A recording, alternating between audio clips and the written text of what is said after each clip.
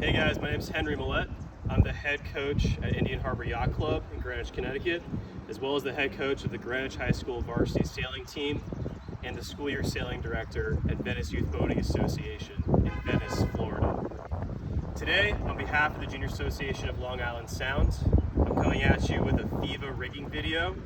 We're coming to you live from the boat locker in Bridgeport, Connecticut, which has been kind enough to let us use one of the cool toys they got inside for the sake of this video. So let's go.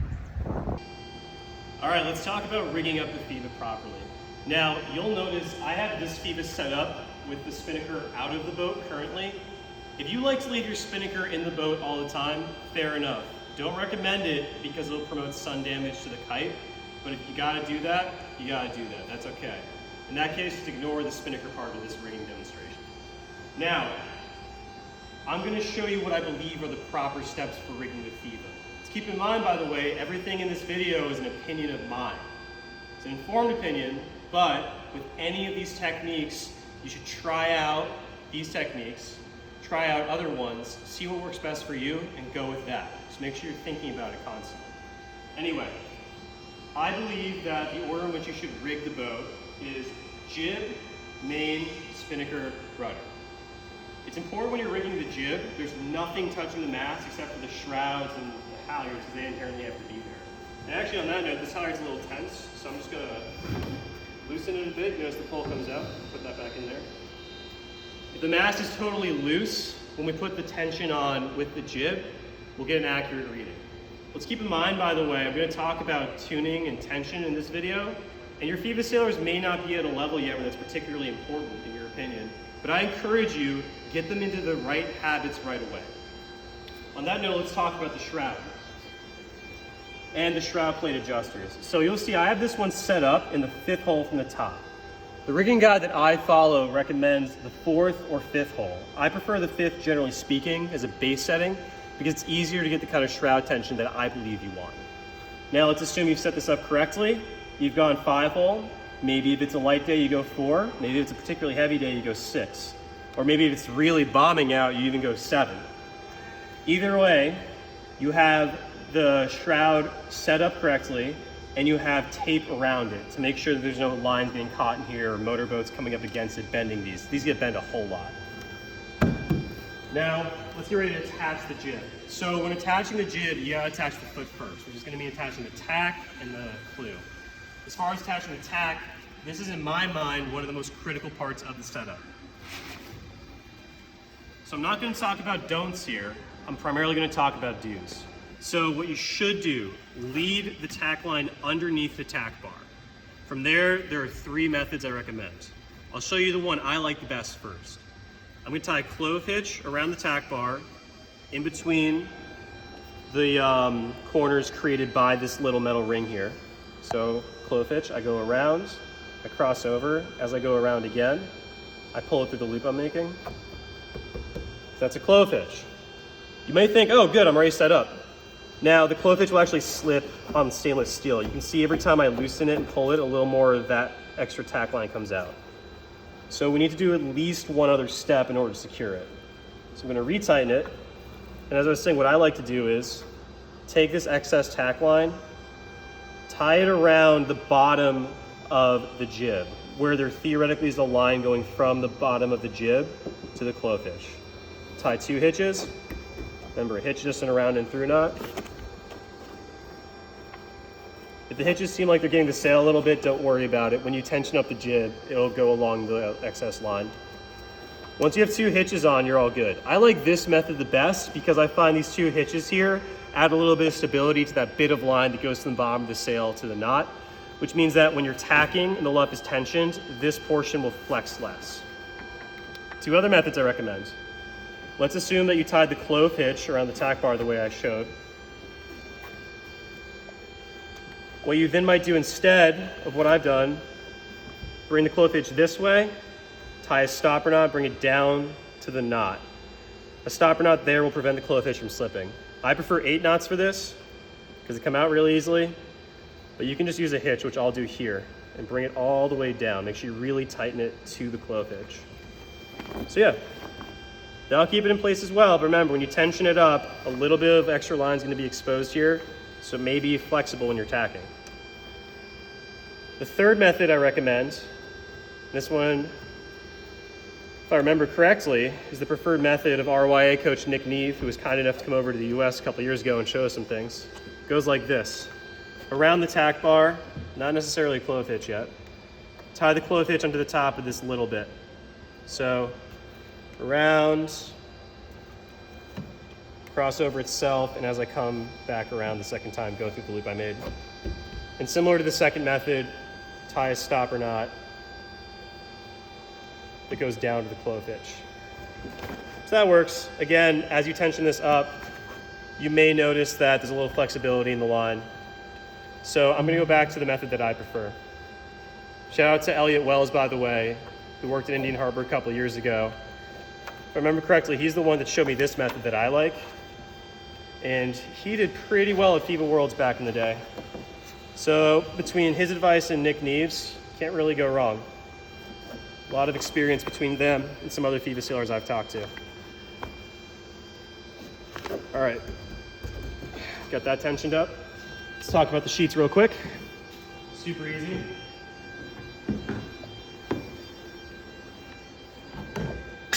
Oh, drop my loose gauge, all good. Through the fair lead, through the cleat. Leave this one on the port side tightened for right now.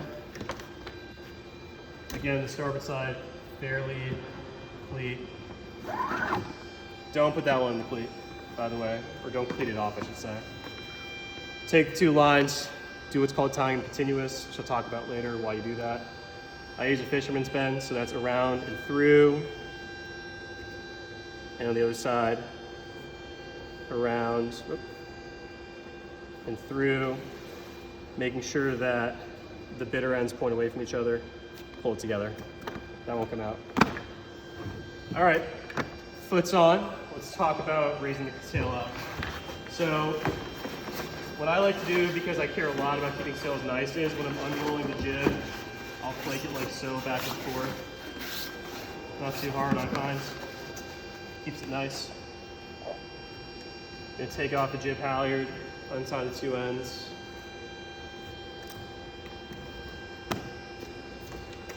I'm gonna untwist it up top.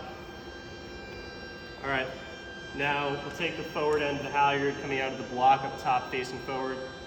You should have either a bobble, which looks like this, on there, or a stopper knot, which I'm using for today. Again, I like 8 knots. If your line's really thin, you may want to use something a little bigger. Either way, take the head of the jib, put a bend in the rope through the little loop, take the stopper knot through that bend, tighten her up. I like that better than bowlines, because if I theoretically needed to get the halyard all the way up to the block, I have no restriction on it. With a bowline, no matter how well you tie it, the loop's gonna be at least a little big. Let's say your kid's tying a bowline, they're probably still developing their skills with line work, rope work, I should say. So their bowline may be this big. If you theoretically want to get the jib all the way to the top, that's that much line you theoretically could not get up. With this set up, this can go all the way up to the block. Anyway, let's bring this up. At this point, you should uncleat this so the jib can flap freely if it needs to. I'm gonna put on a little bit of tension, just a bit, and cleat it off. You need a little bit of tension for the next step. Stay here for a second to grab my loose gauge. Loose gauge. Don't want to go into length with the importance of one of these, but your kid should start using them at this point.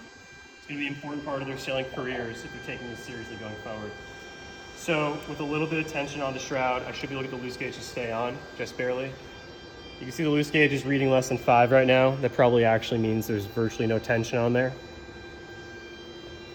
The rigging guide I follow says you want to get the tension up to 11 as your base setting. So here's what I'm going to do. You'll see I put a friction ring on the halyard. These are cheap, highly recommend them. Without the friction ring, with most stock FIVA lines, you're not going to be able to get the kind of tension you need. So I have the halyard led around the bottom of the cleat. I'm going to put it through the friction ring.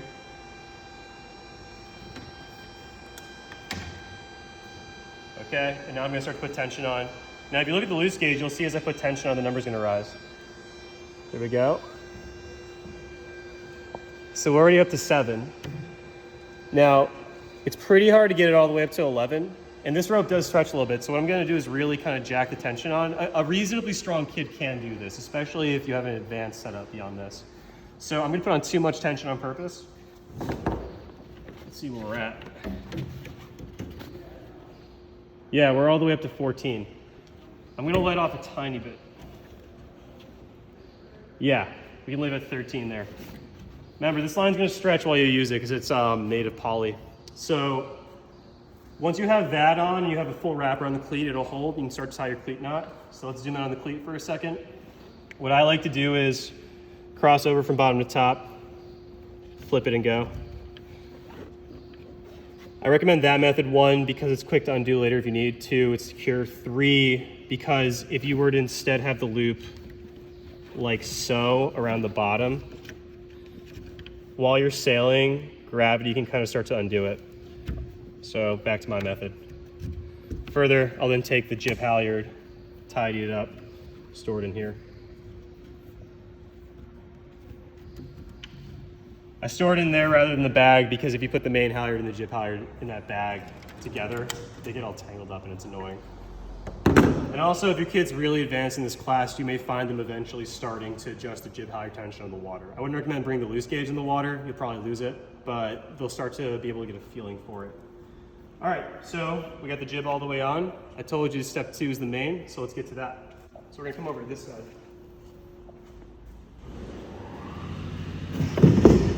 So I have the main de-rigged the way I like, rolled from the foot, so I can just pop out of the roll. Relatively easy. I'm gonna take my main halyard.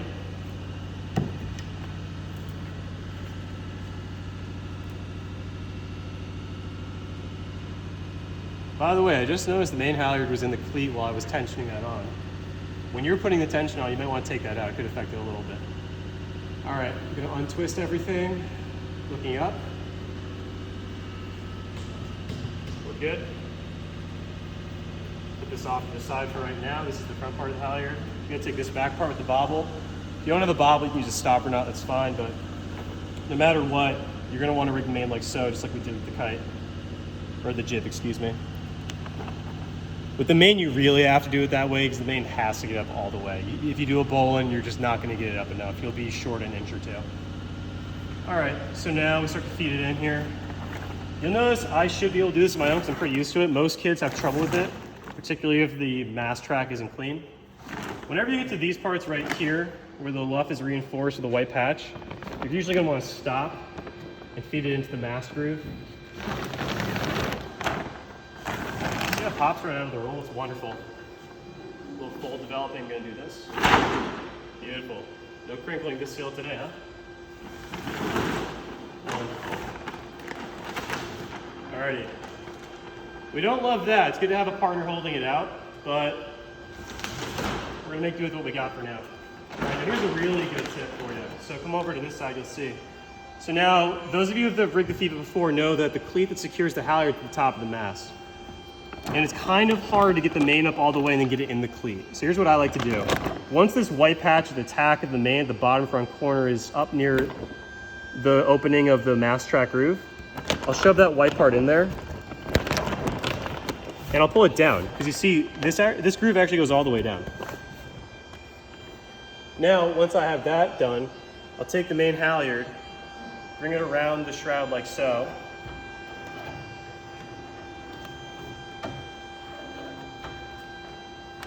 I'll look up and I'll try to whip the halyard into that cleat up there. First try, wonderful. Now, you'll notice that when I did that whip, I kind of went forward and brought my fist towards the mast. As long as you're not punching the mast, it works pretty well. Now, with the halyard in the cleat at the top of the mast, I'm gonna keep my hands real close to the mast, pull right up. And you'll see that motion puts the halyard right in there. This sail isn't coming down now, it's all the way up. Now we get to probably the most common mistake made when rigging Fevas. This cleat is not for the main halyard. This cleat's for the Cunningham. Your main halyard should have a clip on it right here. There's just another clip here on a shot cord. These two go together like so. Program directors, I recommend having a lot of these clips around. Feva sailors that own their own boats, same to you. They're not that expensive. Now, let's say you don't have two clips in a pinch. What you can also do is tie a little loop in the rope. It's gonna be kind of hard because I already have a clip on here, but we'll try it. Tie a small loop. And this one's not gonna work, shot cord's not big enough, but you would then put the clip in that loop. That's not ideal. We have the proper setup, so we're gonna use it. Clip. Notice how I turn the clips perpendicular to make them work? They're designed to be very easy that way. If you try to like smash them together, it doesn't work. I'll look up one more time. I see them in the cleat. Sail's not coming down. Beautiful. Let's put the boom on. Boom job goes here.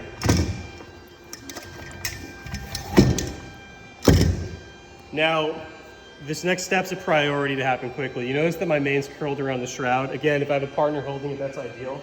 If I don't have access to that, that's fine. I'm gonna quickly come around here. I'm gonna notice where the sail's naturally flapping. Let's say the sail just naturally hangs out like this. That means if I stand like this, I'm facing upwind, and that'll be easiest for the next step. Cool, so I'm gonna take the boom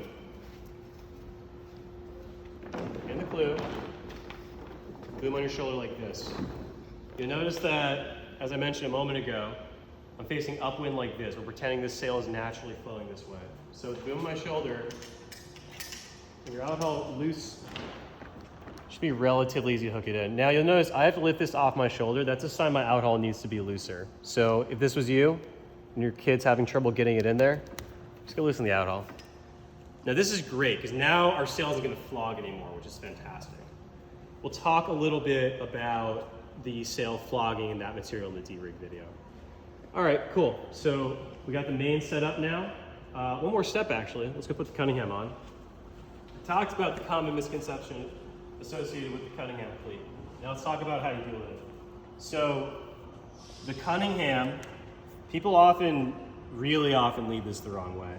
So if you look up here, right here, you'll see there's a hole in the gooseneck right up top here. Can you see that hole? Yeah, I bet you can. On the other side is the same hole, and that's where I have the Cunningham set up. I have stopper knots on either side. Now, that hole is pretty much universally accepted as the right place to put the Cunningham. Then put it through the tack. Now here's another transfer variation. The Feva rigging guide says you can just put in the cleat here, according to the way it's worded, and I interpret it at least. But what I prefer to do is put it in this other hole, and then lead it to the cleat. You can put a stopper knot on the end if you want to make sure it doesn't go back through this hole, but the stopper knot's not gonna do anything to the cleat. One thing I've noticed, just from a performance perspective as a coach, is that if the line is led through these holes in the boom gooseneck, or the line is led through the boom at all, you're gonna get inconsistent tension as the sail moves across the boat. So we got the Cunningham on, which is good, and make sure that this whole corner of the sail is actually active sail area being used. If you have no Cunningham, which a lot of Feva sailors roll without, unfortunately, this whole bottom corner of the sail is not doing anything. Cool. All right, so looks like we got the main totally on, right on. Make sure this is nice and loose. Oh, make sure we have a stopper knot at the end of our main sheet, jeez. All right, now I mentioned the next thing is the spinnaker. So again, if you leave the spinnaker in, you can just ignore this part, but it's good to know how it's set up, so we're gonna go through it for everyone here. All right, so I'm gonna grab the spinnaker from this side, actually. And actually, no, now that I think about it, let's go to that side. It makes more sense because you're gonna raise the port side of the boat, generally speaking. So, I'm gonna grab my kite. I'm gonna get my loose gauge out here so it doesn't rip anything. Now, as far as attaching the kite, I like to do the tack first. Luckily in Feva kites it's all labeled, so I got the tack. This is probably one of the most difficult parts of the setup. It's like sneaky difficult. So I get this line, this tack line, onto the tack with a bowline. It's difficult because there's not a lot of line between the hitch and the bitter end of the line. So your kids may need help doing it, but it's literally just a bowline. If you can find a better method, let me know. See, even I'm struggling with it, and I've done it more times than I can count. Cool, there's our bowline. Notice that the hitch is underneath the bowline. I don't recommend making the hitch part of the bowline. All right, that's on there. Let's get our sheets ready. Notice that I said we want to rig the spinnaker on the port side of the boat. So we're gonna let it hang out here. I'm gonna find my sheets, which are right here. I'm gonna uncoil them. Now, another kind of acknowledgement of different methods here. Some people will rig the sheets continuous so that they're tied onto this clew with both ends. I heavily prefer doing it this way, having it luggage tagged onto the sail. You can do this by taking the sheets, putting the two ends together, following it down until you get to the midpoint, shove the midpoint through the sail, and then shove the bitter ends of the sheets through the midpoint loop. So again, I like this way better. We're gonna roll with this. I'm gonna take one of the sheets. I'm going to untangle it because unfortunately things just worked out that way. Cool. All right, running it through the spin block. What I see happen sometimes is people will just throw it through the spin block. However, most people understand it's gotta go outside to inside, but as a result of that, some people accidentally rig it back here and then have the sheet go behind the shroud. The sheet does not go behind the shroud. What I usually teach kids to do is let the block lay forward, outside to in. You do it that way, you can't go wrong. Okay, I'm gonna tighten that all the way. Now, we're gonna take the other sheet and we're gonna go do the same thing on the other side. I don't have to do it step by step, but one thing I will tell you is this. The sheet needs to go underneath the kite. Don't let it go over. If you let it go over, you'll rig for an outside job, which you don't want. Go around the jib. Again, same thing on the other side. Okay, once I got both sheets on there, I'm gonna tie them together like I did the jib. I'm gonna make sure when I tie them together, they are over everything, in front of the main sheet, behind the vang, and not twisting up the jib sheets. And actually, on that note, check this out. I just noticed I accidentally put the main halyard behind the jib sheets. I'm just gonna fix that real quick. Good troubleshooting note for everybody. But yeah, all right. Spin sheets led correctly. Put them together with another fisherman's bend.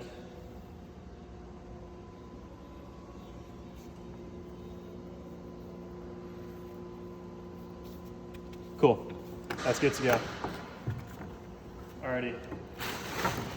Putting the head and the retrieval line on.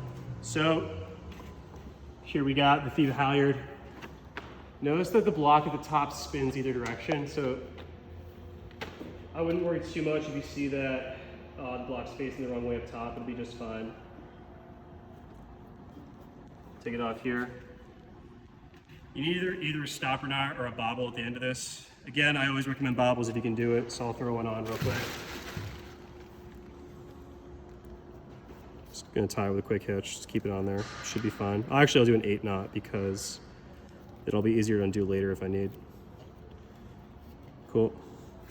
All right, bobble's on there. So I'm gonna make sure it's forward of everything. I'm gonna go find the head of my kite over here. So I'll come around here.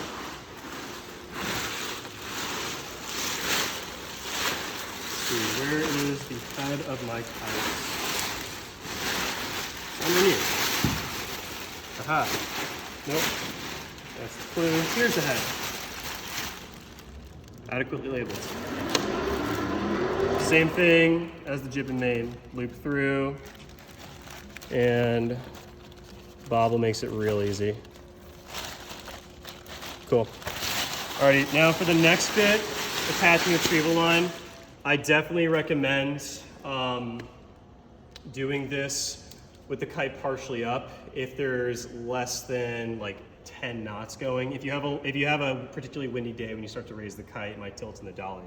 So we'll assume that it's light enough for us to do this.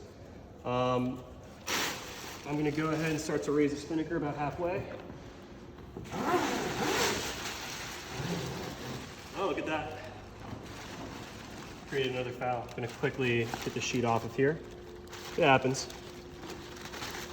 Nobody's perfect, huh? Back here we go. Cool. All right, kite about halfway up.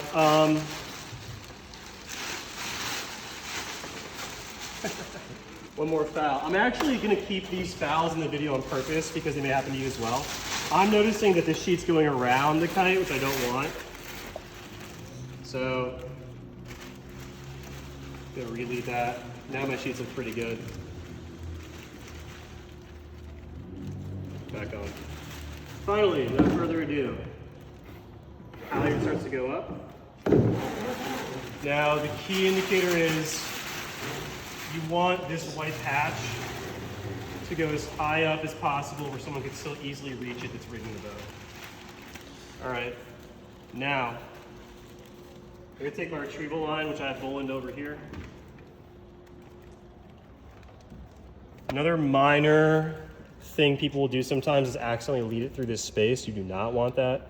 It's gotta just come out of the mouth of the bow, if you will. The retrieval line's gonna end up on that white patch. And before it goes there, it needs to go through the grommet, which is down here.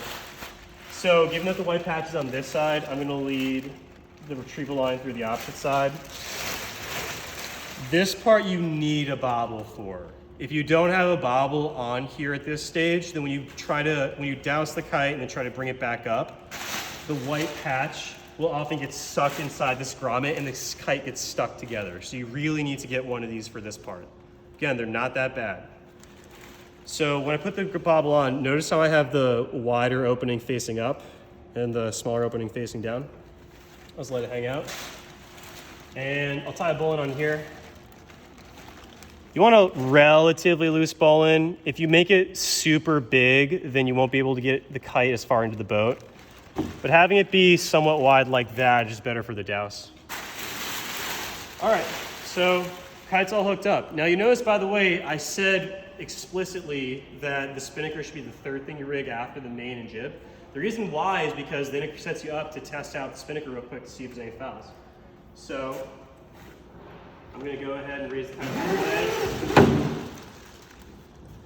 Again, we're gonna keep in mind that if it's blowing heavy out, you can't raise the kite up all the way on land.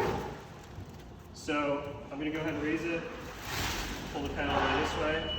Key thing to look out for, the dolly handlebars. Your kids, when they're doing this, have to make sure they're not ripping the kite in those handlebars. So don't do any of these motions too aggressive. Trim it all the way to the port side. Because I rigged my sheet continuous, I trim it all the way over to the starboard side. Cool, no fouls so far, all looks good. And now I can bring it back to the port side. Get ready to douse it. Now, when I'm going to douse it, keep in mind you're usually going to raise the kite from the port side, so it should always go in on the port side. So, I'm going to clean up my cockpit a little bit. I'm actually going to tidy up my main halyard and put it in the bag, which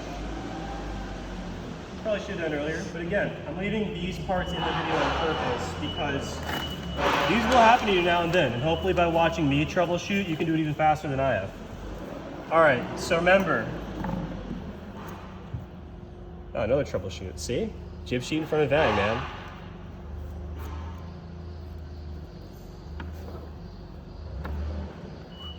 Jib sheet should be behind the vang.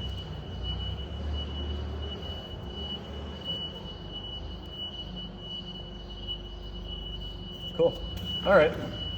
So now keep in mind, right side is the halyard. You can remember that because the cleat's right there. It's what holds the kite up. Left side's retrieval. So when we're pulling the kite down, we're gonna take all the slack out of the retrieval line. I'm looking forward. I'm making sure that A, I'm not hitting dolly handlebars. B, check this out. You see how the line's directly over the middle? That's the key to success. If you ever had Feva kids whose kite gets caught in the corner, tell them to make sure this line's over the middle. When they're sailing, they can encourage that by sailing further downwind. Once all that slacks out, I'm gonna go ahead, pull the trigger here, start bringing it in. Again, do not bring it in as aggressively as you would on the water, because you don't want to rip that kite on those handlebars.